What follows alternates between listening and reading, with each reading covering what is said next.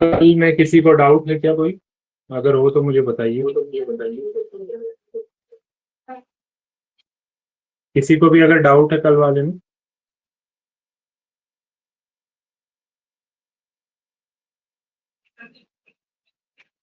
कोई डाउट नहीं है?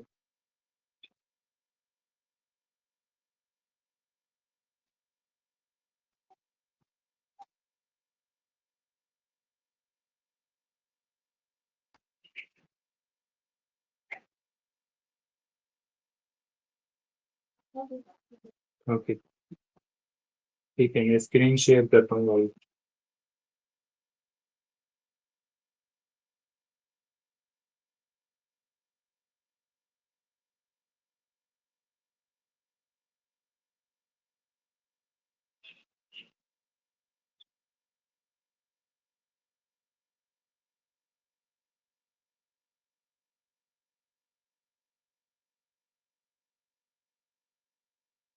इलेक्ट्रॉन्स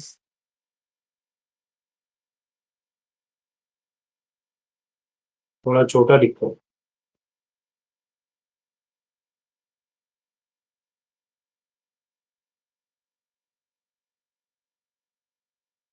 मे बी यू आता है या एम ए आता है, मैं कंफ्यूज हो रहा हूँ। Quantum numbers.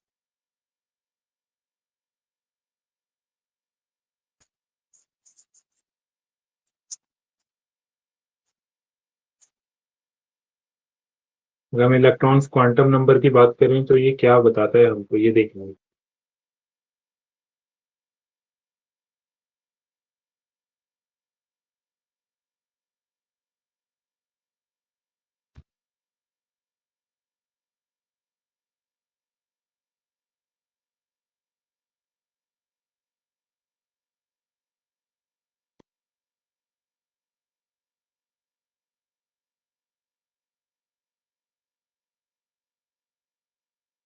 जी।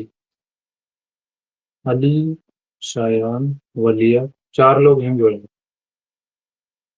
ठीक है, तो अगर हम क्वांटम नंबर की बात करें तो ये हमको इलेक्ट्रॉन्स की पोजीशन बताता है। किसके अंदर?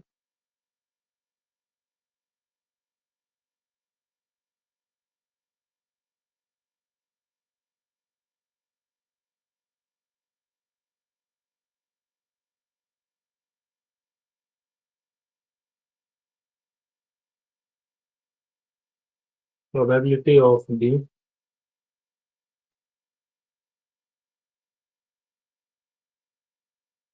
पोजीशन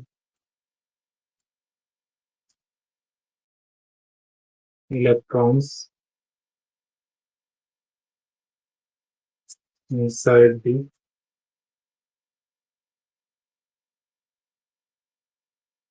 orbital of subshell, ये बताते हैं। क्वांटम नंबर जो होते हैं वो इलेक्ट्रॉन्स की पोजीशन या सबशेल, इलेक्ट्रॉन्स कहाँ पे होते हैं एटम के अंदर उस चीज को बताता है, लोकेशन एक तरीके की, और उसका स्टेट किस लेवल पे है। फोर टाइप्स का क्वांटम नंबर होता है हमारे पास। कितने तरह का है? चार तरह का। अभी तक हमने क्या पढ़ा? के, एल, एम, एन, वो ऑर्बिट होता है। उसके बाद एस, पी, डी, एफ, वो क्या होता है? सब शेल होता है। उसी के अंदर क्या होते हैं हमारे? ऑर्बिटल होते हैं।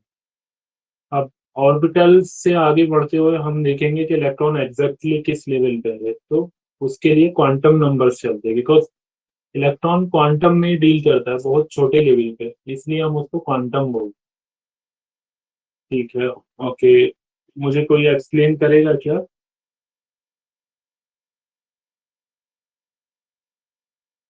हाँ हिबा, आप बताइए, आपको समझ में आ रहा है या नहीं आ रहा है? Yes sir. तो फिर मुझे बताइए, ऑर्बिट्स मतलब कोई भी अगर एटम है तो उसके अंदर पहले ऑर्बिट्स होंगे, फिर क्या क्या चीजें आती हैं, हम कैसे उसको एलोबरेट करते हैं, बताइए मुझको अच्छे से। ऑर्बिट्स ऑर्बिट्स रहते हैं, उसमें इलेक्ट्रॉन्स डिस्ट्रीब्यूट होते हैं और देन मतलब मैं कैसे बताऊं सर? जैसे बता रहे हो ऐसे ही बताओ अभी। जो भी पता है आपको, orbit, orbital, subshell, quantum number, हाँ सब। अबाउट, बताओ। हाँ तो फर्स्ट ऑर्बिट में 2 इलेक्ट्रॉन्स होते हैं एंड देन इट कंटिन्यूज। और उसके बाद सब शेल्स रहते हैं। 4 सब शेल्स हैं। पहले तो शेल्स रहते हैं, उसमें वो सब डिवाइड होकर शेल्स होते हैं जो कि SPDF होते हैं। नहीं, अ, शेल के एलिमेंट होते हैं। शेल जो होते हैं वो क्या? KLMN होते हैं। शेल मतलब ऑर्बिट को ही बोलते हैं हम। ऑर्बिट के अंदर जो होगा उसको सब शेल बोलते हैं, जो SPDF जिसको हम बोलते हाँ हैं।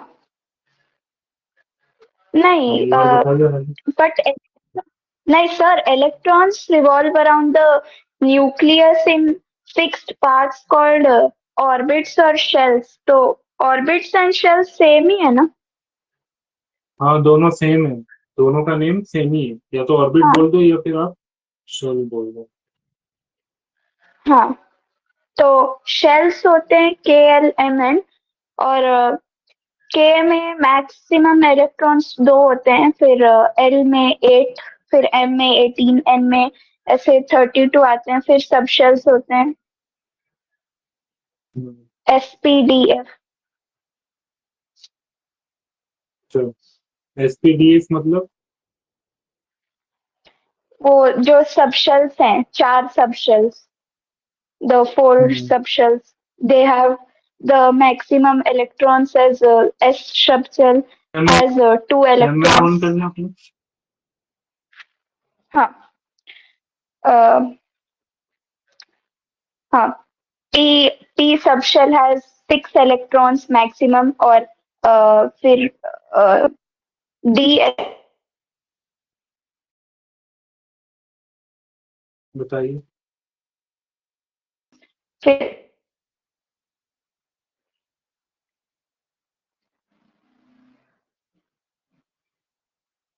हम्म,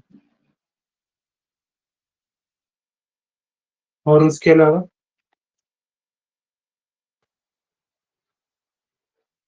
वो तुम्हारा नेटवर्क में प्रॉब्लम होता है, मुझे लगता है तुम्हारी साइड नेटवर्क कुछ स्लो है। हम्म ठीक है, मैं बता देता हूँ आपको। इलेक्ट्रॉन्स जो होते हैं हमारे, पहले वो आते हैं जिनकी हम बात करते हैं ऑर्बिट या शेल। उसके बाद आएगा वो सब शेल के अंदर, मतलब आएगा नहीं, होता है। उसके बाद अगर हम बात करें सब शेल में, तो ऑर्बिटल में जाते हैं। ऑर्बिटल SPDF टाइप का ही ऑर्बिटल होता है, डिफरेंट डिफरेंट। और हर ऑर्बिटल में मैक्सिमम 2 इलेक्ट्रॉन होते हैं। लेकिन अगर S सब शेल की बात करें तो उसमें कितना ऑर्बिटल होगा? वलिया, आप बताइए। S सब शेल के अंदर कितना ऑर्बिटल होता है?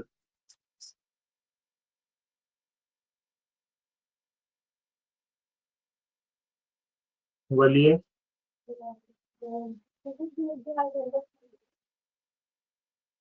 वलिया फातिमा।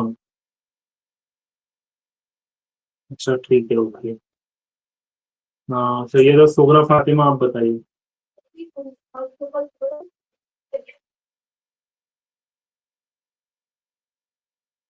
काउंट कीजिए और मुझे बताइए, एस में कितना होता है, पी में कितना होता है, और उसका मतलब क्या है? 100 सर देखिए एस तो। में 1 होगा, हम्म, पी में 3, पी में कितना? 3। ठीक है, और बताइए। डी में 5, हाँ, एफ में 7 सर। डी में 5 होने का मतलब क्या है? एक एक ऑर्बिटल सब शेल के ऑर्बिटल की बात कर रहे हैं हम। एक ऑर्बिटल में मैक्सिमम कितने इलेक्ट्रॉन हो सकते हैं? 2 सर। 2 इलेक्ट्रॉन हो सकते हैं, ठीक है। तो ऑर्बिटल किसके अंदर होता है? सब शेल के अंदर होता है।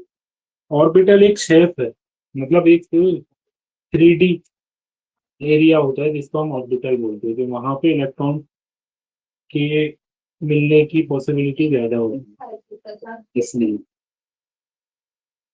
तो शायान कुछ बताएंगे मुझे इस बारे में? जी सर। बताइए मुझे एटम में किस तरह से इलेक्ट्रॉन डिस्ट्रीब्यूट होते हैं, इसके बारे में डिटेल में बताइए। और सर वो इलेक्ट्रॉन्स पार्टिकल होता है और हाफ वेव होता है और वो डिस्ट्रीब्यूट होता है 2n स्क्वायर पे और वो रिपेल हो जाता है क्योंकि वो इलेक्ट्रॉन्स एक दूसरे को रिपेल करते हैं। तो इससे क्या होता है? एटम से दूर नहीं होते क्योंकि न्यूक्लियस का चार्ज ज्यादा ताकतवर है नेगेटिव चार्ज से। ऑर्बिटल का बताओ मुझे क्या होता है, सबशेल क्या होता है? सर सबशेल होता है ऑर्बिट का पाथ। इलेक्ट्रॉन्स का जो यहाँ पे होता है वो पता नहीं होता है, मगर हम लोग को गेस कर सकते हैं कि वो एक ही सबशेल के अंदर ही रहता है। फिर ऑर्बिटल क्या होता है?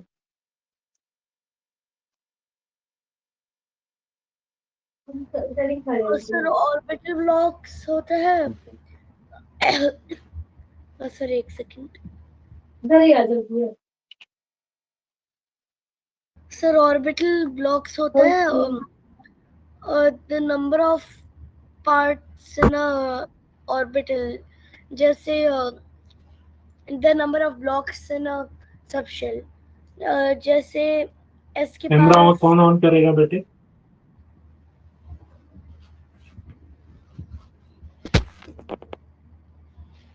ऐसा लग रहा है जैसे नोट से पढ़ के जैसे बता रहे हो, ठीक है बता। जैसे एक ब्लॉक होता है जिसमें और हर ब्लॉक के अंदर 2 इलेक्ट्रॉन्स फिट होते हैं। पी के पास 3 ये ब्लॉक होते ब्लॉक नहीं हैं। है बेटे, वो तो केमिस्ट्री में हम लोग जब नोटबुक में लिखते हैं तो उसे ब्लॉक बनाते हैं। एक्चुअल में वो क्या होता है, वो एक 3D एरिया है, जो मैं कल दिखा रहा था आपको। जैसे एस का हो गया, फिर उसके अंदर ऑर्बिटल हो गया एक, पी के अंदर तीन तीन एरिया दिखाए थे ना, P X P Y P Z. याद है कल वाला लेक्चर या नहीं? सर याद पी है। का जो पी का जो एरिया होता है 3D, वो कैसा होता है, डंबल की तरह। लेकिन पी तो सब शेल है, उसके अंदर ऑर्बिटल है, तो कितने ऑर्बिटल होते हैं? 3। तो पी में 3 डंबल होंगे अलग अलग, और हर डंबल में दो दो इलेक्ट्रॉन। डंबल मतलब कोई डंबल नहीं होगा उस एरिया में। तो इसी ऑर्बिटल को हम जब केमिस्ट्री में दिखाते हैं तो बॉक्स बना के दिखाते हैं इलेक्ट्रॉन्स, लेकिन वो एक्चुअल में बॉक्स नहीं होते हैं, एक्चुअल में वो ऑर्बिटल है। ठीक है बताओ, कौन से में कितना कितना ऑर्बिटल होते हैं और कितना सबशेल होता है?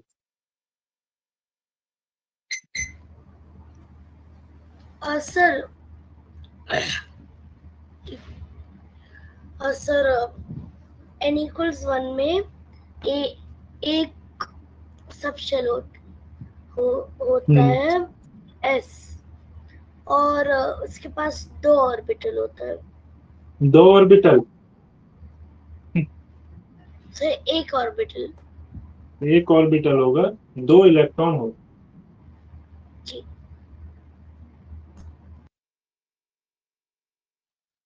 और बताओ। सर n equals 2 में s होगा और p होगा। s में एक ऑर्बिटल है, p में 3 ऑर्बिटल है। हाँ, टोटल इलेक्ट्रॉन कितने हो जाएंगे? क्या?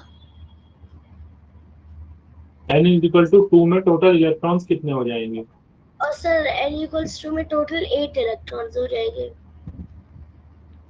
कैसे कैसे रहते हैं एक इलेक्ट्रॉन कौन कौन से ऑर्बिटल में?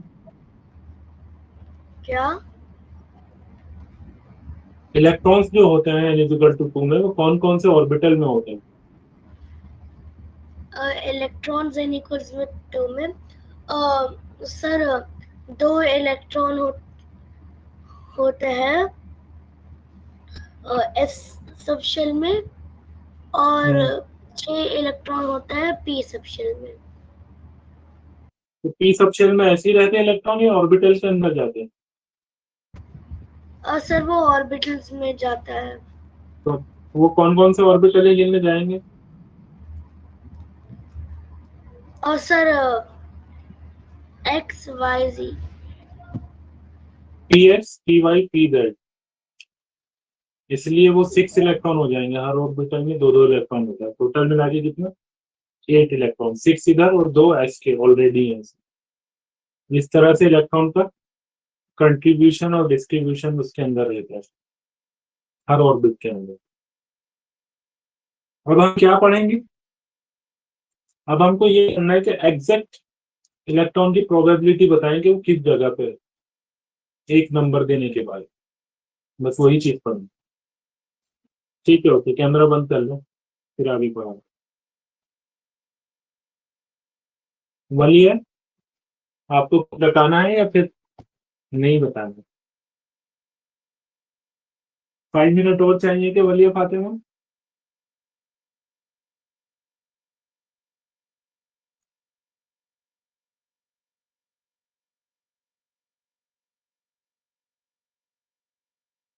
वलिया, अच्छा ठीक है, मैं आगे बढ़ते हैं। तो जब हम इलेक्ट्रॉन्स की पोजीशन देखते हैं कहाँ पे है वो, उन नंबर्स को हम बोलते हैं क्वांटम नंबर्स। क्वांटम किससे आया? ये इलेक्ट्रॉन से रिलेटेड ही आया।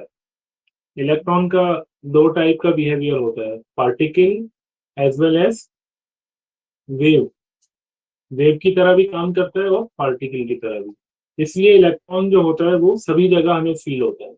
जब हम एटम न्यूक्लियस के चारों तरफ देखेंगे तो हमें अगर 2 इलेक्ट्रॉन भी होंगे तो वो सब जगह नजर आएंगे, क्योंकि वो वेव की तरह है। जैसे अभी अगर शायान कोई बात करें तो वो पूरे घर में आवाज आता है उसको, लेकिन अगर कोई पत्थर फेंकेंगे तो वो एक पर्टिकुलर जगह पे जाएगा। ऐसे ही आप वेव को और पार्टिकल को समझ सकते हैं कि अगर वेव होता है तो पूरे में फैल जाता है, पार्टिकल होता है तो वो एक पर्टिकुलर लोकेशन पे होता है। इसलिए हम इलेक्ट्रॉन्स में, क्योंकि उसके दोनों नेचर हैं, तो उसकी एग्जैक्ट लोकेशन या पोजीशन नहीं बता सकते कि वो इस जगह पे ऐसा। इस वजह से हमने कुछ स्टेप्स बनाए हैं या कुछ टेक्निक्स बनाए हैं जिसके जरिए हमको ये पता चल जाता है इलेक्ट्रॉन इस लोकेशन में है। एग्जैक्ट नहीं पता चलता है, बस ये पता चल जाता है इलेक्ट्रॉन इस लोकेशन में। फॉर एग्जाम्पल मान लीजिए, अगर कोई मुझसे पूछता है कहाँ रहते हो, तो मैं एग्जैक्ट घर का एड्रेस नहीं बताता, बस मैं एक एरिया बता देता हूँ, विज्ञान नगर, ऐसे लाइक दैट। ठीक है, तो उन्हें ये पता चल जाएगा इस लोकेशन में रहेगा। सिमिलरली ऐसे ही होता है इलेक्ट्रॉन्स में, एक लोकेशन हमको पता चल जाती है कि इलेक्ट्रॉन उस जगह पे।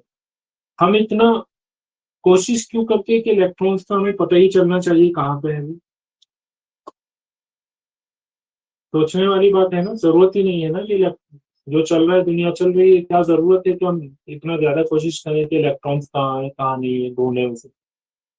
इसकी एक वजह है, अगर हमें एग्जैक्ट पोजीशन पता चल जाए इलेक्ट्रॉन्स की, तो फिर हम पूरे यूनिवर्स में जितने भी पार्टिकल है ना, डीपली न्यूक्लियस कैसे चल रहा है, अंदर क्या हो रहा है, चार्ज क्या है, कोई सी डिसीज कैसे बन रही है, तो सब चीजें हम इजीली कर सकते हैं, बहुत आसानी से। क्योंकि अगर हमने इलेक्ट्रॉन को आइडेंटिफाई कर दिया तो अभी तक उससे छोटी चीज कोई नहीं दिख रही है। फोटोन जो लाइट होती है या फिर हिग्स बोसन, वो अलग लेवल है, लेकिन पार्टिकल की फॉर्म में इससे छोटा अभी नहीं दिख रहा है। कुछ क्वार्क है लेकिन वो न्यूक्लियस के अंदर होता है, तो उसमें हम बात नहीं करेंगे। ये मोबाइल है, मतलब ये घूम सकते हैं, तो इससे छोटी चीज नहीं दिख रही। अगर ये इसको हमने आइडेंटिफाई कर लिया, अगर इसको हमने आइडेंटिफाई कर दिया तो फिर हमारे लिए बहुत आसानी हो जाएगी। इसलिए इसी के ऊपर रिसर्च चलते हैं अभी। जैसे क्वांटम टनलिंग 2006 25 या 24 में इसके ऊपर नोबेल प्राइज मिला साइंटिस्ट को, क्वांटम टनलिंग। मतलब इस टाइप का वो टेलीस्कोप बनाने की कोशिश कर रहे हैं जिसमें एटम्स और ये इलेक्ट्रॉन्स ये सब चीजें क्लियरली देख पाए। 1 मिनट में आता हूँ।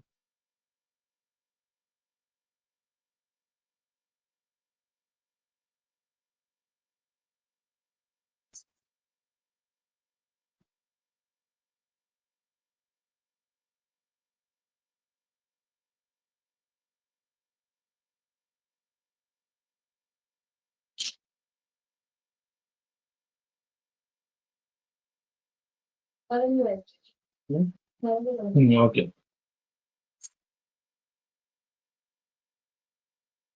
मैं इधर हो गई।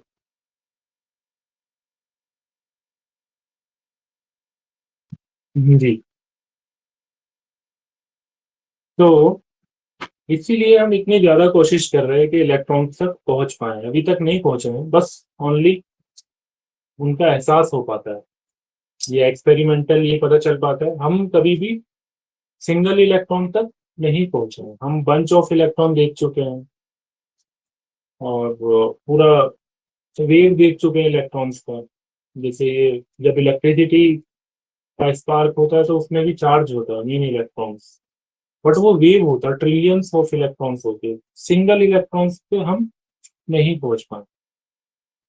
एटम्स को तो हमने देख लिया है सिंगल, गोल्ड का एटम देखा है, वो प्लेटिनम का इलेक्ट्रॉन माइक्रोस्कोप से। ऐसा नहीं है कि छू के देख सकते हैं, क्योंकि ट्रिलियन क्वाड्रिलियन एटम से तो हम लोग ही बने, तो किस चीज से छुएंगे। बट माइक्रोस्कोप में एक सैंपल लेते हैं, उसके बाद उसे जूम करते जाते हैं, तो लास्ट में कंप्यूटर पे दिखता है वो भी। ऐसे आंख से नहीं देखते, कंप्यूटर पे वो पूरा डेटा आ रहा है। तो इसलिए हमारा क्वांटम नंबर बहुत ज्यादा जरूरी है, क्योंकि इससे हम इलेक्ट्रॉन्स की पोजीशन का पता कर पाते हैं। देखो, अगर हमने पोजीशन एग्जैक्ट पता कर ली तो हम इलेक्ट्रॉन का भी पता कर लेंगे वो किस जगह पे है। और यहाँ बहुत सारे इलेक्ट्रॉन की बात कर रहे हैं, बट जब हम पता करना चाहेंगे तो पहले एक इलेक्ट्रॉन को टारगेट करें। तो बाद में हमें समझ में आया इलेक्ट्रॉन पता करना इतना आसान नहीं है, बहुत डिफिकल्ट है। इसलिए इजी वे में बस हम उसको पॉसिबिलिटीज बता सकते हैं, या प्रोबेबिलिटी भी बोलती है कि इलेक्ट्रॉन किस एरिया में हो सकता है। उसके लिए क्वांटम नंबर हमने बोले, क्योंकि इलेक्ट्रॉन्स एक ऐसी कड़ी है कि जो दो वर्ल्ड को आपस में कनेक्ट कर रही है। एक तो मैक्रो वर्ल्ड है और एक माइक्रो वर्ल्ड है। इलेक्ट्रॉन से ही स्टार्ट हो जाता है क्वांटम वर्ल्ड, और हमारा जो वर्ल्ड है वो मैक्रो है, वहां के रूल्स अलग है। क्वांटम वर्ल्ड का एक रूल आपको बताता हूँ। ऐसा होता है कि अगर कोई पार्टिकल, जैसे अपने वर्ल्ड में क्या होता है, अगर मान लीजिए शायान अभी आप बेंगलोर में हो या लखनऊ में हो। अगर लखनऊ में हो तो आप बेंगलोर में नहीं होंगे, है ना। जी सर। और बेंगलोर में हो तो लखनऊ में नहीं होंगे। लेकिन यही चीज अगर आप क्वांटम वर्ल्ड में देखेंगे, तो एक पार्टिकल अगर लखनऊ में हो तो वो बेंगलोर में भी हो सकता है, और वो बेंगलोर में हो तो वो लखनऊ में भी हो सकता है। एक ही टाइम पे, एक ही टाइम पे वो दोनों जगह हो सकता है। तो क्वांटम वर्ल्ड बिल्कुल डिफरेंट है। 1 मिनट किया है।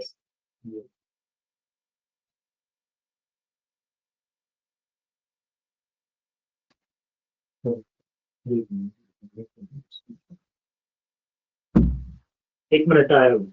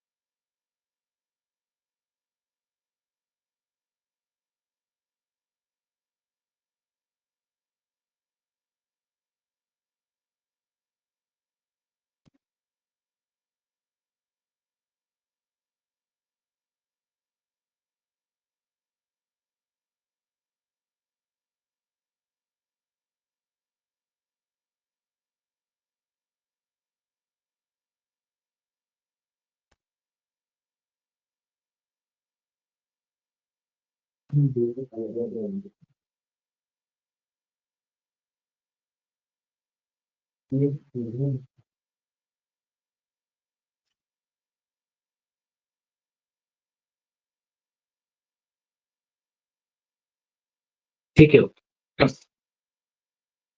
इस टाइम पे बहुत बिजी रहता है। ठीक है, तो मैं कहा था क्वांटम वर्ल्ड पे। तो क्वांटम वर्ल्ड बहुत ज्यादा मिस्टीरियस है। वो इतना आसान भी नहीं है कि वो उसको हम एक तरीके से समझ पाए या उस तक पहुंच पाए। इसलिए इलेक्ट्रॉन तक पहुंचना या इलेक्ट्रॉन को सिंगल एंटिटी की तरह देख पाना बहुत डिफिकल्ट है, क्योंकि अगर इलेक्ट्रॉन पे हमने पकड़ बना ली तो फिर बहुत आसान हो जाएगा क्वांटम वर्ल्ड में। मतलब सोचो आप एक पैरेलल वर्ल्ड के अंदर जाना चाहते हो, वहां पे जाने के लिए इतना आसान नहीं है ना। खुदा ने इतना सिस्टम ये इतना सिंपल नहीं बनाया है कि आप चुटकी बजाओ और आप कहीं दूसरे उसमें पहुंच जाओ या दूसरी रिसर्च कर लो। नहीं, ऐसा नहीं।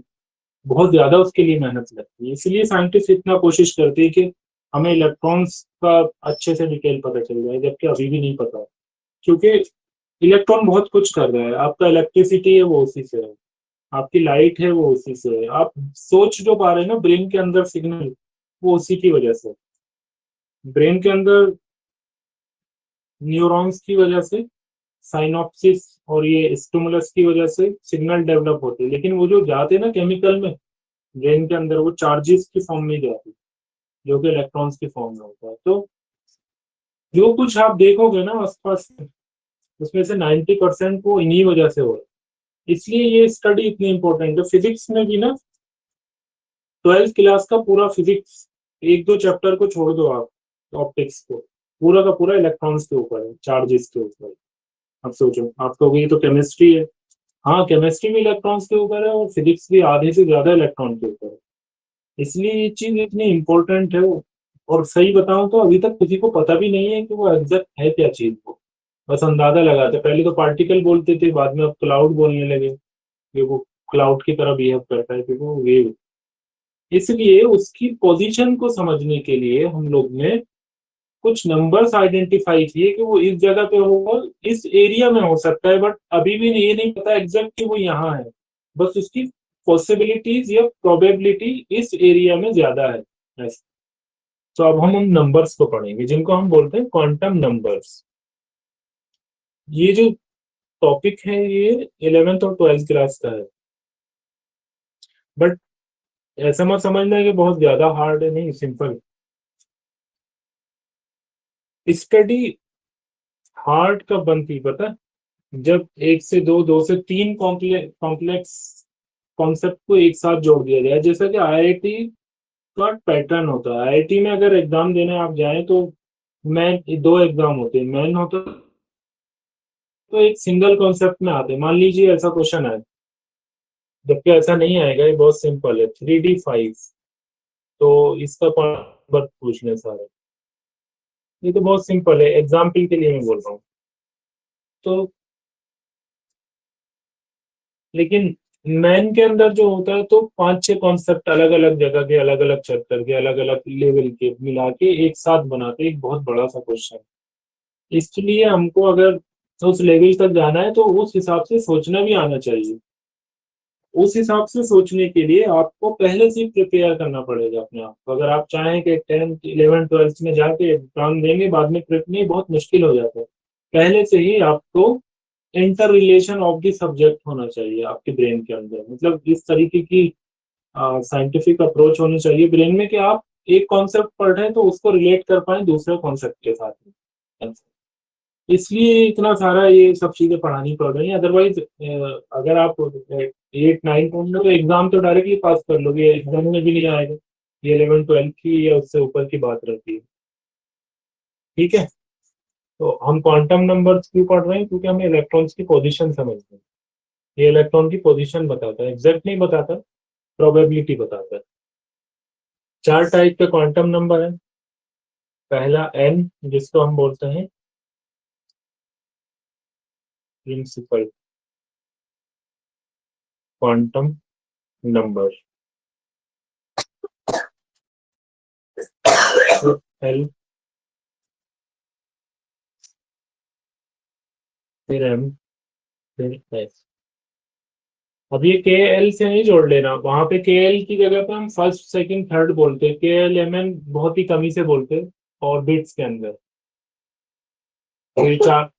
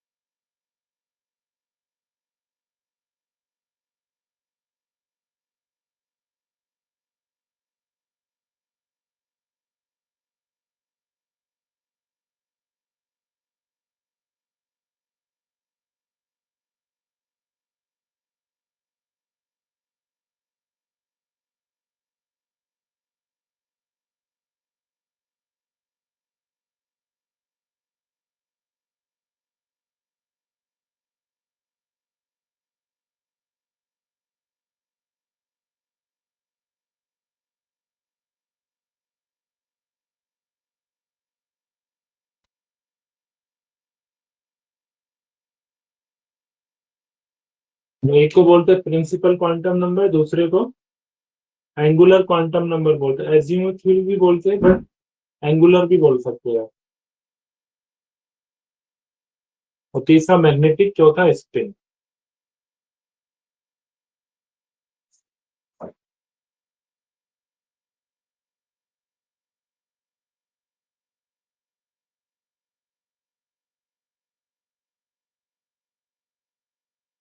एम क्या होगा? ये मैग्नेटिक।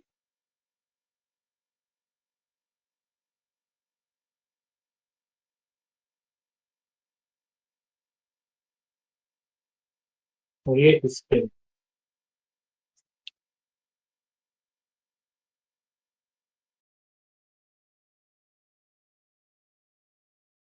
ऐसे रहे। तो चार टाइप के हम क्वांटम नंबर बोलते हैं। एन मतलब principal quantum number, L mean angular quantum number, M mean magnetic quantum number, और S mean spin quantum number. ठीक है। कितने टाइप के हो गए हमारे क्वांटम नंबर? चार टाइप के। Principal quantum number N, angular quantum number L, magnetic quantum number M, और स्पिन क्वांटम नंबर एस। ऐसा। इसको एमएल भी बोलते हैं, मैग्नेटिक क्वांटम नंबर को समटाइम, और स्पिन क्वांटम नंबर को समटाइम एमएस भी बोलते हैं। ठीक है, तो अब एक एक करके क्वांटम नंबर को इनको समझते हैं हम ये क्या करते हैं। जैसे अगर बात करें प्रिंसिपल क्वांटम नंबर की, तो ये हमें ऑर्बिट्स को बताता है।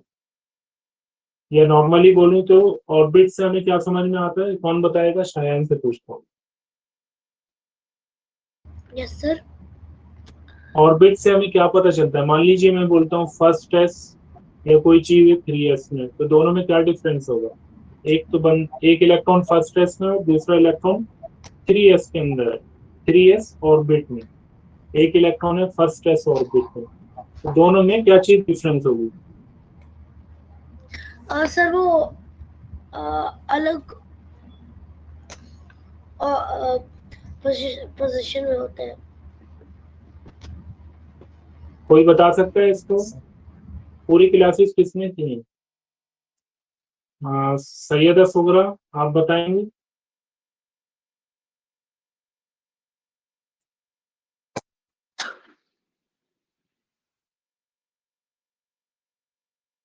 एक इलेक्ट्रॉन है फर्स्ट एस ऑर्बिट में, दूसरा इलेक्ट्रॉन 3s ऑर्बिट में है, तो दोनों में क्या डिफरेंस है? सर एक बार फिर रिपीट करिए ना। First electron first S orbit में है, एक दूसरा इलेक्ट्रॉन 3s ऑर्बिट में है, तो दोनों इलेक्ट्रॉन्स में क्या डिफरेंस होगा?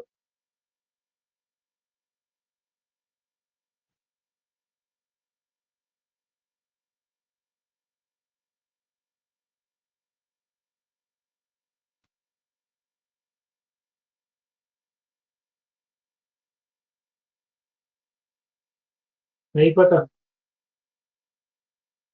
एक्चुअल में नहीं सर। आप लोग ने क्लास ही नहीं ली है रेगुलर। ठीक है, बताता हूँ। जो पास वाले इलेक्ट्रॉन्स होते हैं, मान लीजिए ये फर्स्ट ऑर्बिट, तो ये फर्स्ट एस है। आगे जाके यहाँ पे कोई थर्ड ऑर्बिट होगी जिसमें 3s होगा। ये यहाँ एक ऑर्बिट ये होगी। तो इस ऑर्बिट में जो इलेक्ट्रॉन होता है उसकी एनर्जी लो होती है, और जो ऊपर इलेक्ट्रॉन होता है उसकी एनर्जी हाई होती है। जितना ऊपर होगा इतना एनर्जी हाई होगी, तो जितना नीचे होगा इतना एनर्जी लो होगी। तो ये जो ऑर्बिट है ये हमें एनर्जी भी बताती है। अगर हम ऑर्बिट की बात करेंगे तो ये हमें और क्या बताएगा? ऑर्बिट के साथ साथ ऑर्बिट की एनर्जी भी बताएगा, इलेक्ट्रॉन की एनर्जी, कितनी कितनी एनर्जी है उसके पास।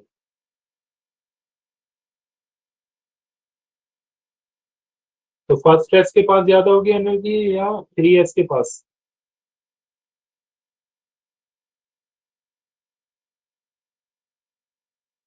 बताइए। 3s के पास है। जिस जो इलेक्ट्रॉन जितना दूर उसकी एनर्जी इतनी ज्यादा। 3s ज्यादा दूर होता है न्यूक्लियस से तो इसकी एनर्जी ज्यादा होती है, ठीक है। तो ये जो प्रिंसिपल क्वांटम नंबर है इसको हम n से डिनोट करते हैं, किससे? n से। और ये क्या बताता है? अभी से ही पढ़ना एनर्जी पड़ता नीट का।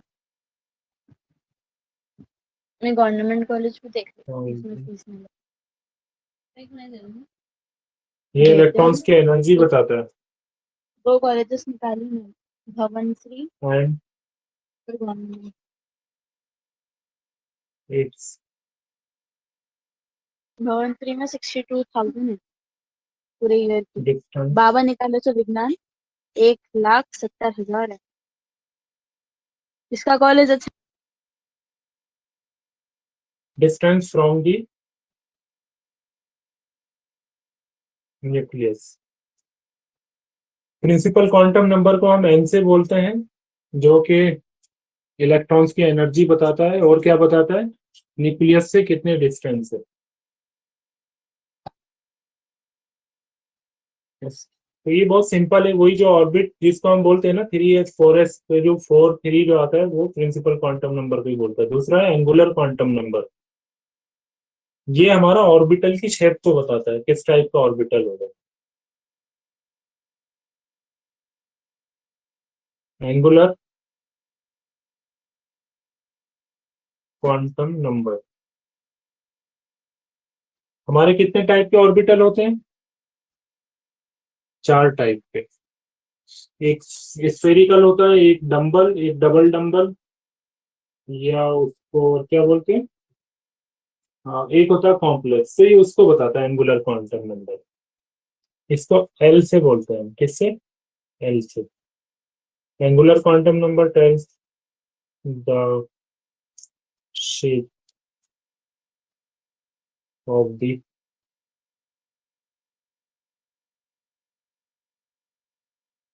ऑर्बिटल। कौन से ऑर्बिटल की shape? Where electrons will find, जहां पे इलेक्ट्रॉन मिलेगा उस ऑर्बिटल की या उस स्पेस की शेप को बताता है। या फिर विल फाइंड को हटा के आप लिख लो लाइकली फाइंड। लाइकली मतलब मिल सकता है ऐसे।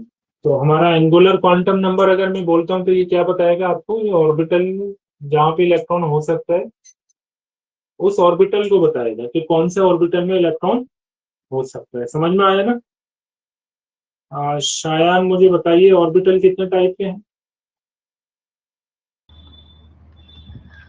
सर ऑर्बिटल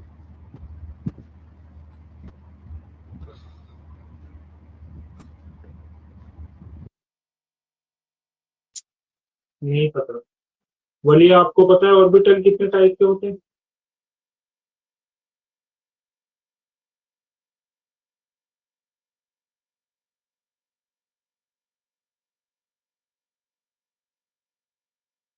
नहीं पता। हिबा आपको पता है ऑर्बिटल कितने टाइप के हैं?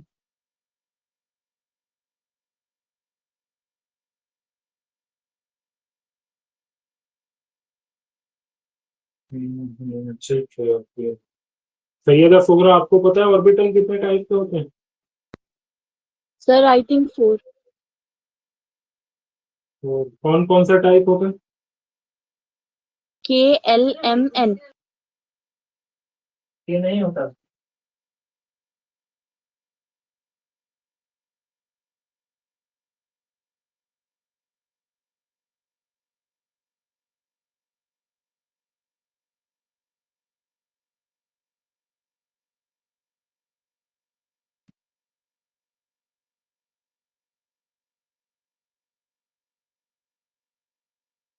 ऑर्बिटल 4 तरह के होते हैं। 4 तरह में जो होता है उनका शेप इंपॉर्टेंट होता है। नॉर्मल तो हम उन्हें एसपीडीएफ बोलेंगे, केएलएमएन ऑर्बिटल कैसे हो जाएंगे, वो तो ऑर्बिट होती है। तो S P D F type का होता है। शेप बहुत इंपॉर्टेंट है। एस का सर्कुलर, या क्या बोलेंगे स्फेरिकल, ये डंबल, ये डबल डंबल, और ये कॉम्प्लेक्स, इस टाइप का ऐसे होते हैं। तो एंगुलर क्वांटम नंबर जिसको हम एल से डिनोट करते हैं, किससे, इस टाइप एल से, ये क्या बताता है हमें, ऑर्बिटल बताता है, उसका साइज, उसका शेपफॉल। ये तो एंगुलर क्वांटम नंबर को हम किससे डिनोट करते हैं, एम से, और ये हमको बताता है कि हमारे जो इलेक्ट्रॉन्स है वो किस ऑर्बिटल में हो सकता है। ठीक है, जैसे ये अगर एस में होगा तो वो हमें पता चल जाएगा कि वो स्फेरिकल किसी जगह पे हो सकता है। पी में होगा तो हमें पता चल जाएगा डंबल वाली उसमें एरिया में हो सकता है ऐसा।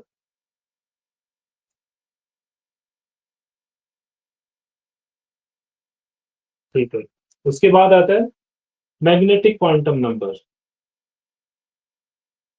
अब ये क्या बताता है, ये बताता है कि जो हमारा इलेक्ट्रॉन्स है वो किस लेवल पे है उसके अंदर, मतलब ओरिएंटेशन किस तरह वो फिल हुआ हुआ है। इसको मैं एग्जांपल से बताता हूँ।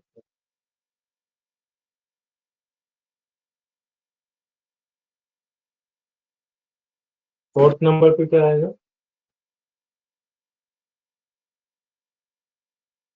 Magnetic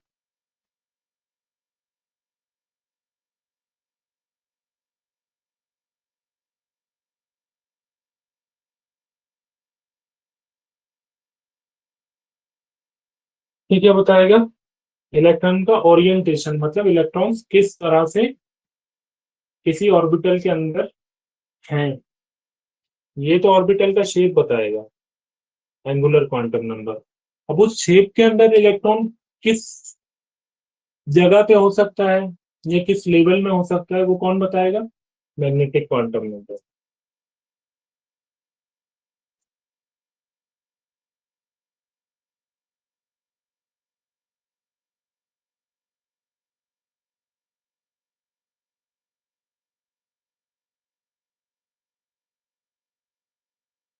8 tells the orientation of the electrons in the orbital।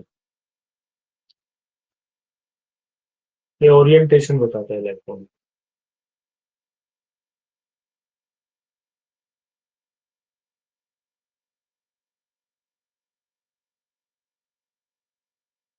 इसमें और किसी को डाउट है क्या, तो ये अभी तक कुछ समझ नहीं आया।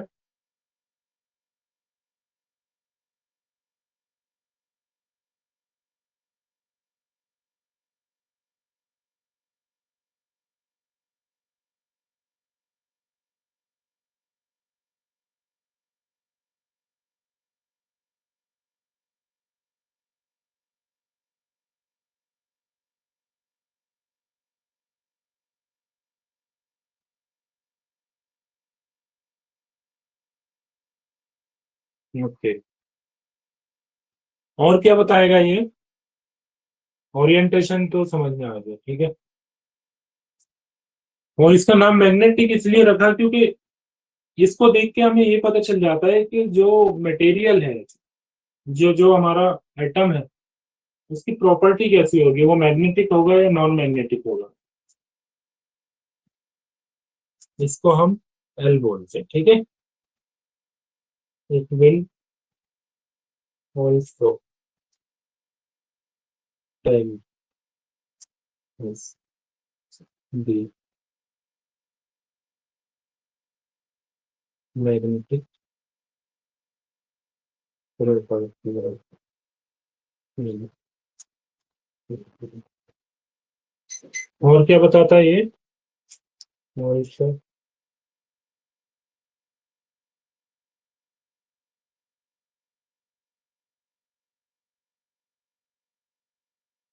मैग्नेटिक प्रॉपर्टी मतलब जैसे कि आयरन होता है,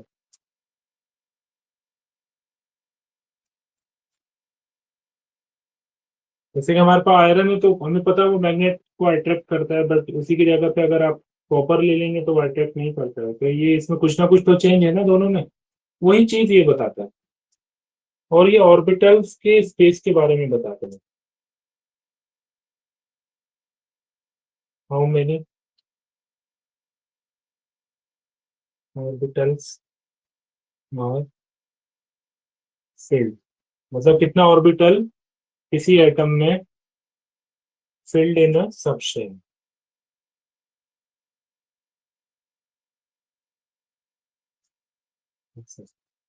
किसी भी सबशेल में कितना ऑर्बिटल फिल है, ये कौन बताएगा आपको? Magnetic quantum number. तो पहला हो गया प्रिंसिपल क्वांटम नंबर जिसको एन बोलते हैं। दूसरा हो गया, ये क्या बताता है? Energy level. दूसरा एंगुलर क्वांटम नंबर जिसको एल बोलते हैं, इसका दूसरा नाम भी है अजीमुथल बोलते हैं, अजीमुथल बोलते हैं। जो शेप बताएगा आपको, मतलब ऑर्बिटल किस तरह का है, कहाँ पे वो इलेक्ट्रॉन हो सकता है। तीसरा हो गया मैग्नेटिक क्वांटम नंबर, जो कि आपको ऑर्बिटल का के अंदर जो इलेक्ट्रॉन है उनका ओरिएंटेशन बताता है, मतलब वो किस तरह से हैं और कितने हैं और कितने ऑर्बिटल फिल हैं। और ये मैग्नेटिक प्रॉपर्टी भी इससे पता चल जाती है इसलिए किसी भी एटम की। फोर्थ नंबर का जो है उसको बोलते हैं स्पिन क्वांटम नंबर।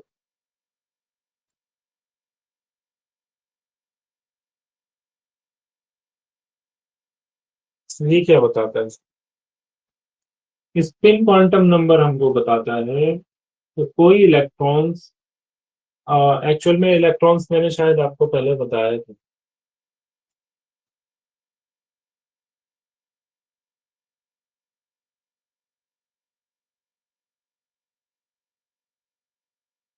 ओके, ये मान लीजिए एक इलेक्ट्रॉन, या तो ये ऐसे राउंड लेगा क्लॉकवाइज, खुद में राउंड बोल रहा है रोटेशन।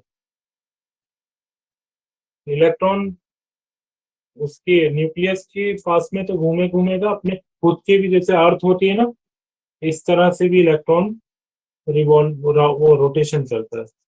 उस रोटेशन को हम स्पिन बोलते हैं, जैसे लट्टू चलता है ना।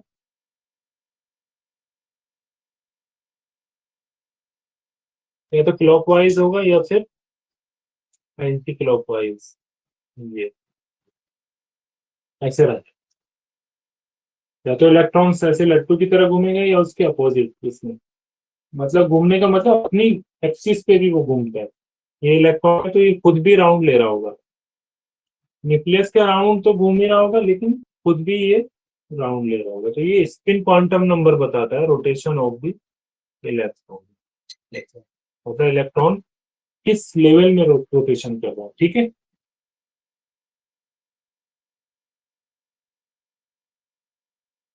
तो इसको और हम क्या लिख देते हैं? रोटेशन का दूसरा नाम क्या देते हैं हम? Spin off the electron.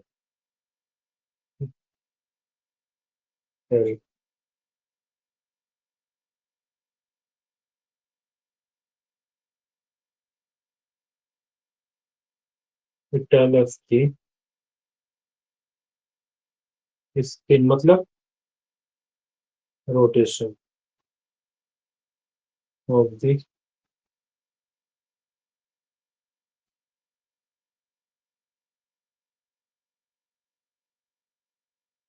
Electron.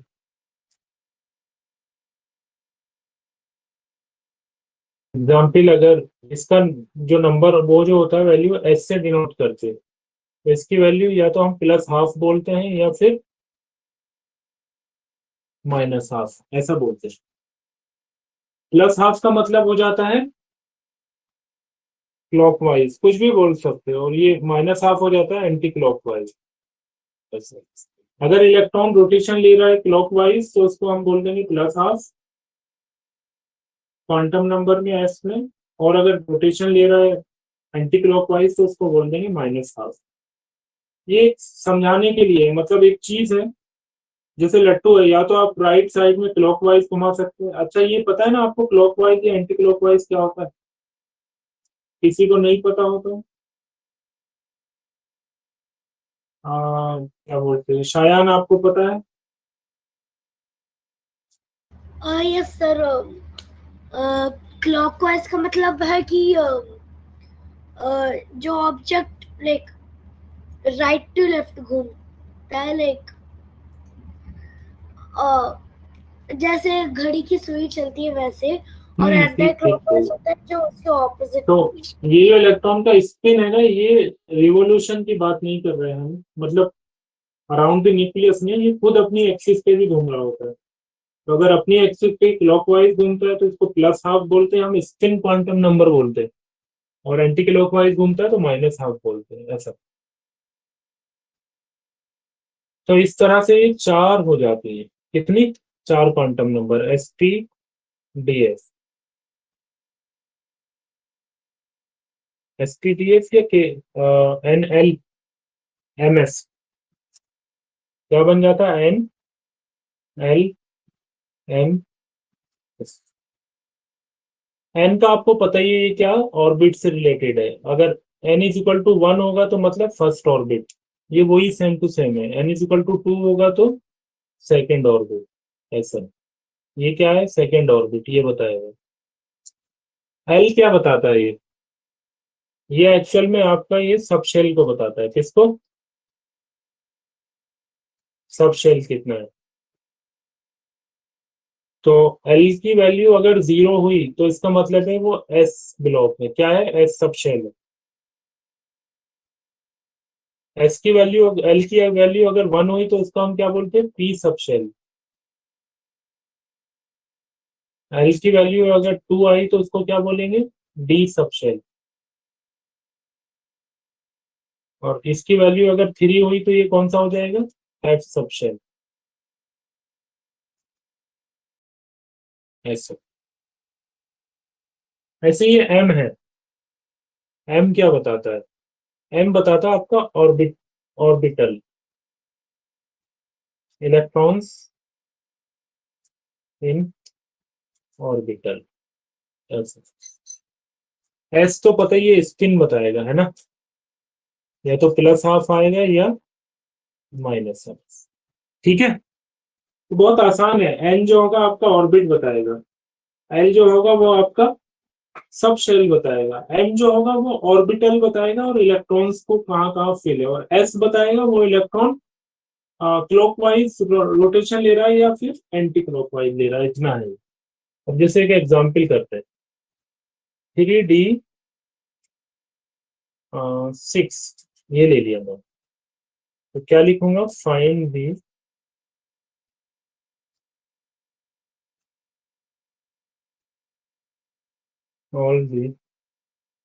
All या 4 क्वांटम नंबर।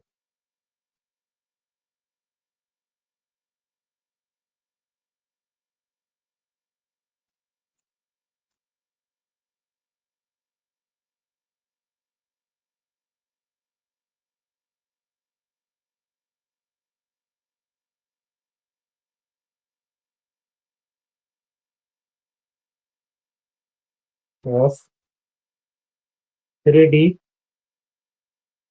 बन जाए यार 6। ठीक है, 3d 6 पे हमें सारे क्वांटम नंबर बता। तो मैंने यहाँ लिख लिया बड़ा बड़ा 3d 6। अब ये 3 दिख रहा है आपको, है ना? तो ये आपको पता है किसकी वैल्यू होती है, शायद बताना। अगर 3d हमें दिखता है जिसमें जो 3 है वो किसकी वैल्यू है?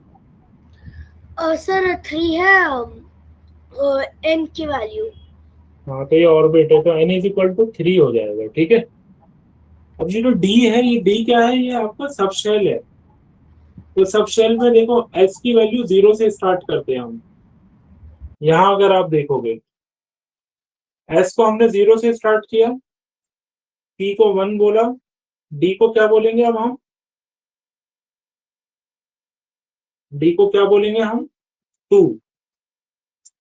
समझ में आ रहा है ना? सब शेल में देखो n में तो सिंपल है, जितना नंबर लिखा होगा इतना बोल देंगे। But S P D F ऐसा लिखा होगा तो हमको वो पैटर्न देखना है कि हमने 0 से स्टार्ट किया था। एस को 0 बोलते, अगर 0 बोलेंगे तो मतलब वो एस है, 1 बोलेंगे तो मतलब वो पी है, 2 बोलेंगे तो मतलब डी है, और 3 बोलेंगे तो मतलब एस है। तो यहाँ पे क्या आएगा? 2 आएगा या 3 आएगा? एल की वैल्यू जो है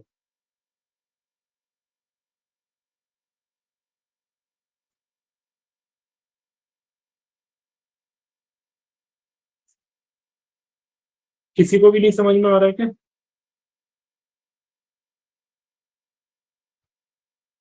एल की वैल्यू क्या है यहाँ पे?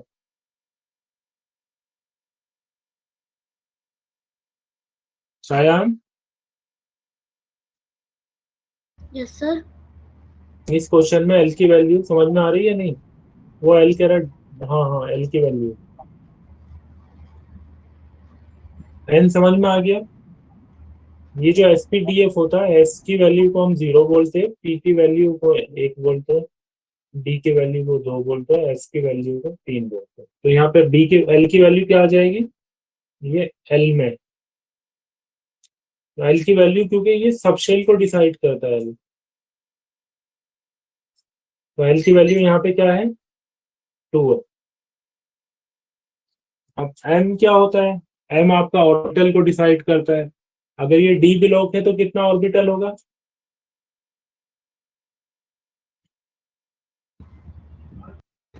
मेरी आवाज आ रही है आप बच्चों? बोलो। सर डी का ऑर्बिटल, हाँ, डी कितने ऑर्बिटल होंगे? और सर 5 ऑर्बिटल है। 5 होंगे ना? हाँ, तो हम ऐसे लिखते हैं, एम की जो वैल्यू होती है ना, उसको ऐसे लिखते हैं,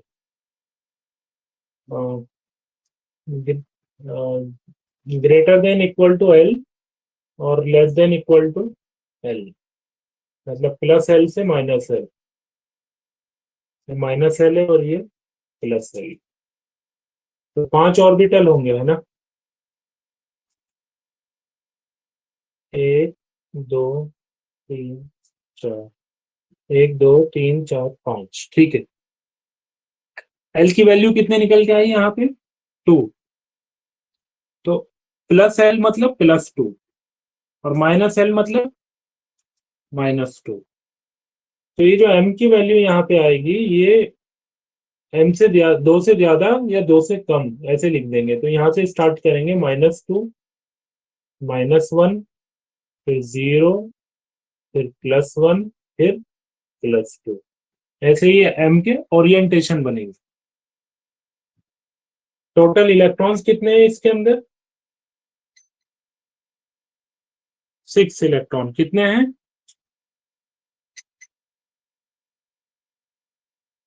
3d6 के अंदर कितने इलेक्ट्रॉन है टोटल?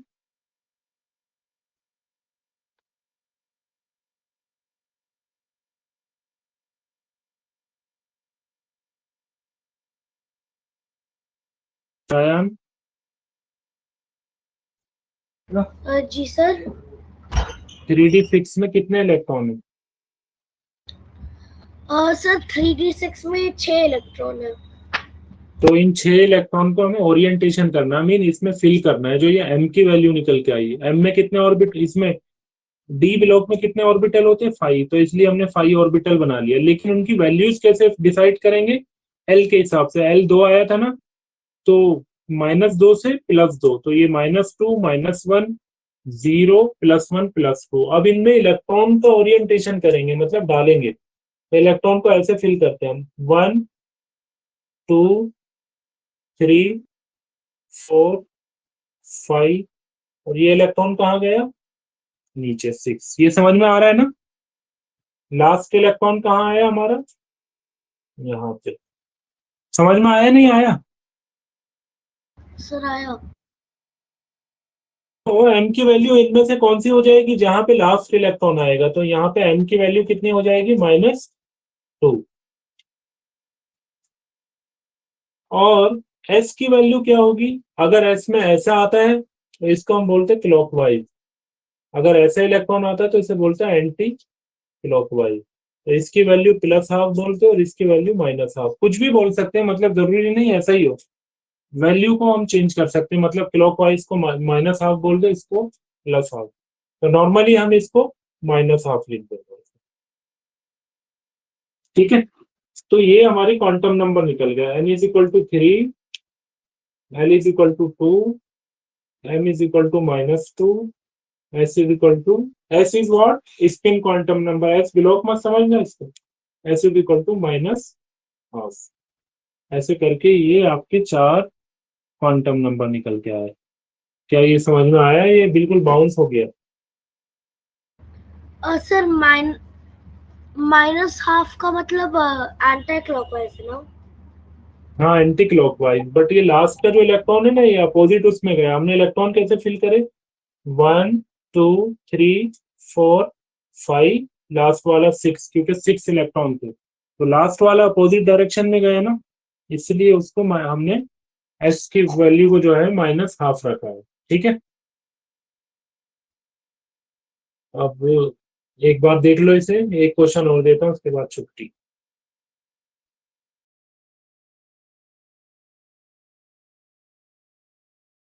इसमें कोई डाउट है किसी को?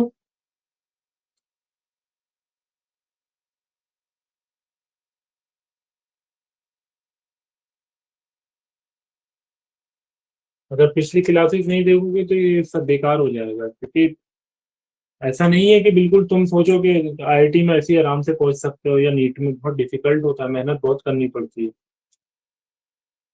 और ये उसका फाउंडेशन है।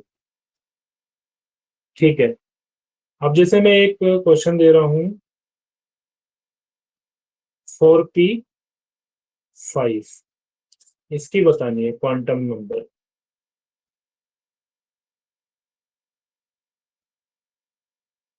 ठीक है, तो शायान से पूछता हूँ, बताओ शायान, एन की वैल्यू क्या होगी? सर 1 मिनट, पी लिखता हूँ ना। एन की वैल्यू क्या होगी? 4। एल की वैल्यू क्या होगी? 1। हाँ, क्योंकि एस की वैल्यू 0 है, तो पी की वैल्यू 1 होती 1। है। एस 0 होता है, पी 1 होता है, डी 2 और एफ 3, तो ये एल 1 होगा। अब 1 में कितना होगा आपका, देखा जाए तो पी ब्लॉक में कितना आपका ऑर्बिटल होता है? 3 ऑर्बिटल है ना, तो हमें ऐसे ही पता चल जाएगा, जो एम की वैल्यू आएगी वो आएगी आपकी -1 0 और +1। तो हम कैसे बनाएंगे ऑर्बिटल? 3 ऑर्बिटल बनाएंगे, 1 2 3। टोटल इलेक्ट्रॉन कितने हैं हमारे पास? 5। सर तो अब इनको इलेक्ट्रॉन जी, सही। इलेक्ट्रॉन 5 हैं, तो अब इनको इलेक्ट्रॉन को हम फिल करते हैं, 1 2 3 4 5। लास्ट इलेक्ट्रॉन यहाँ पे आया। मेन एम की वैल्यू यहाँ पे क्या बन जाएगी? 0, क्योंकि इसके ऊपर 0 है, ऐसे। और एस की वैल्यू क्या है? क्योंकि ये एंटी क्लॉकवाइज है, तो माइनस, ऐसा हो जाएगा। ठीक है, तो टोटल वैल्यू क्या निकलेंगे हमारी? n is equal to 4, l is equal to 1, m is equal to 0, s is equal to -half. सबसे ज्यादा कंफ्यूजन जो होता है इसमें s की वैल्यू m की वैल्यू में होती है, क्योंकि बच्चों को समझ नहीं आता ये कैसे कर रहे हैं। ये ऐसे कर रहे हैं हम, m जो होता है वो एक्चुअल में ऑर्बिटल को बता रहा होता है। आपको अगर ये पता है l, वो p ब्लॉक के अंदर 3 ऑर्बिटल होते हैं, तो आप 3 तो बना देंगे बॉक्स, और उसके बाद कुछ देखना ही नहीं है। 3 अगर बॉक्स बनाएंगे तो बीच वाला 0 रख दो, इधर वाला माइनस रख दो, उधर वाला प्लस। 5 बनाएंगे तो बीच का 0, इधर वाले 2 माइनस, उधर वाले 2 प्लस। अब इसमें कंफ्यूजन होगा कौन सा माइनस शुरू करें, तो 0, ये आपको नंबर सिस्टम पता ही होगा, ये 0 है, तो यहाँ -1, तो ये -2, और ये क्या आएगा? +1 +2। ये आपका आएगा जब m की वैल्यू 5 बनेगी, मतलब 5 तक बनेंगे ऑर्बिटल, ये d के लिए। अगर p की बात करूं तो सिर्फ 3 बॉक्स आएंगे, 0 -1 +1। f में कितना आएंगे? 7, बीच का 0 है, -3 इधर, ये क्या होगा? -1 -2 और -3, इधर +1 +2 और इधर +3, ये है f। और s तो बेचारा अकेला ही है, s में क्या आता है? 0। ठीक है, कोई डाउट इसमें? ये करना है 3s1। मैं पूछता हूँ हिबा से। हिबा आप बताइए, 3s में अगर मैं n की वैल्यू पूछूंगा तो कितना है?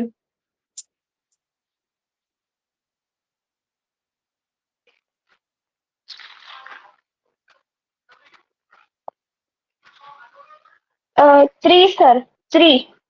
ठीक है, N3 है। L की वैल्यू कितनी हो जाएगी? एल की होगी 0। L की वैल्यू 0। तो 0। L 0 है तो L में कितना ऑर्बिटल होता है? एक ऑर्बिटल, है ना। और यस सर। उस ऑर्बिटल को हम 0 से डिफाइन करेंगे। 3 होता है ना, तो -1 और +1। तो डायरेक्टली m की वैल्यू कितनी हो जाएगी? 0। और एक इलेक्ट्रॉन है तो सिर्फ ऐसे आ जाएगा इसमें, तो s की वैल्यू कितनी होगी? +12, क्योंकि एक इलेक्ट्रॉन सीधी साइड में आया है, तो ऐसे हो जाएगा। ठीक है, इनको बोलते हैं क्वांटम नंबर। अब जैसे मैं ये बताना आप, 3D 3, 4s 4, 5D 7, 3P 4, ये घर से करना है। 3F 2, ये सब घर से करना है आप लोग को, ठीक है। इसके अलावा जो शीट भेजूंगा वो करना है। अगर जो बच्चे टेस्ट में भी पार्टिसिपेट कर रहे हैं और क्लासिक में भी पार्टिसिपेट कर रहे हैं, अगला वाला जो चैप्टर स्टार्ट होगा केमिकल बॉन्डिंग, उनको उसी में पार्टिसिपेट किया जाएगा। सिर्फ वही कर सकते हैं पार्टिसिपेट, इसके अलावा दूसरे वालों को फ्रीज कर दिया जाएगा। जिन्होंने टेस्ट में भी पार्टिसिपेट नहीं कर रहे और ना ही पूरी तरीके से क्लास में पार्टिसिपेट कर रहे, ये रूल है। तो अभी जो टेस्ट होंगे पूरे, इस पिछले टेस्ट है उनमें भी पार्टिसिपेट करो अगर अगले चैप्टर में जाना है तो। और जो अभी जो मैं टेस्ट दे रहा हूँ या होमवर्क दे रहा हूँ पूरा मुझे कंप्लीट करके दे दो क्लास वर्क की, ठीक है। और ये कर लेना, ये इनका भी पूरा क्या निकालना है आपको? Quantum number. आसान है अगर समझोगे तो। अभी एक दो फॉर्मूले भी इसमें बोलते हैं लोग, बट उनकी जरूरत नहीं है हमको, हम देख के ऐसे ही बता सकते हैं। एन की वैल्यू, जो एल की वैल्यू आती है ना, वो एन से एक नंबर कम आती है, ध्यान देना। जैसे ये देखो यहाँ पे, मतलब इससे कम ही होगा, कभी भी इससे ज्यादा नहीं हो सकता। इस टाइप से ही आती है वैल्यूज।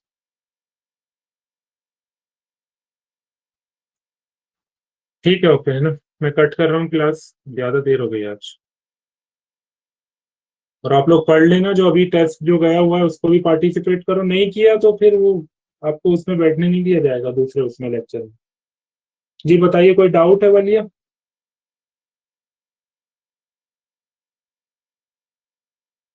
वालिया आपने हैंड रेस कर रखा है।